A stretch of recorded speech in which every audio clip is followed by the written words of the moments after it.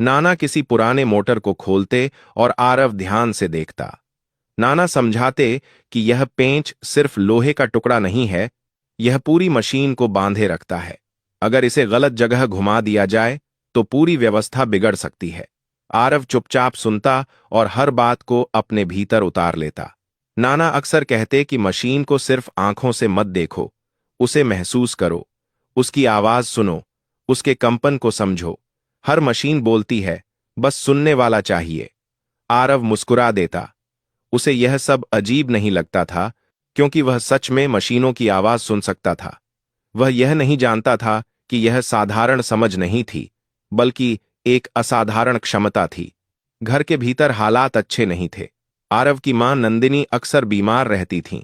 शरीर कमजोर हो चुका था, दवाइयां महंगी थीं और पैसे हमेशा कम पड़ जाते थे। कई बार आरव ने अपनी मां को आधी दवा खाते देखा था, ताकि अगली खुराक के लिए कुछ बच जाए। मां जब भी उसे देखतीं, मुस्कुरा देतीं और कहतीं कि मैं ठीक हूं, लेकिन आरव जानता था कि वह झूठ है। रात को जब वह थककर जमीन पर लेटता, तब भी उसका दिमाग मशीनों के बीच घूमता रहता। उसे आर्यावर्त की वह विशाल मशीन याद आती, जो 10 दिनों से खामोश खड़ी थी। उसे लगता जैसे वह मशीन दर्द में है और मदद के लिए पुकार रही है। वह सोचता कि अगर उसे बस थोड़ी देर के लिए उसके पास जाने दिया जाए, तो वह उसकी तकलीफ समझ सकता है। अगली सुबह जब वह फिर कंपनी के गेट के पास पहुंचा, तो माहौल पहले से ज्यादा तनाव भरा था। इंजीनियरों के चेहरे उतरे हुए थे, गार्ड सख्त थे, हर कोई जल्दी में था।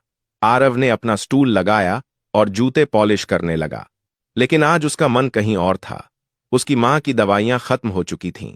नाना ने रात को कहा था कि बेटा, दुनिया गरीब के हुनर को तब तक नहीं पहचानती जब तक वह दुनिया को झटका न दे दे। वही बात आरव के दिल में गूंज रही थी। उसे पैसे चाहिए थे, लेकिन उससे भी ज्यादा उसे मौका चाहिए था। वह जानता था कि अगर वह मशीन ठीक कर दे तो शायद उसकी जिंदगी बदल जाए।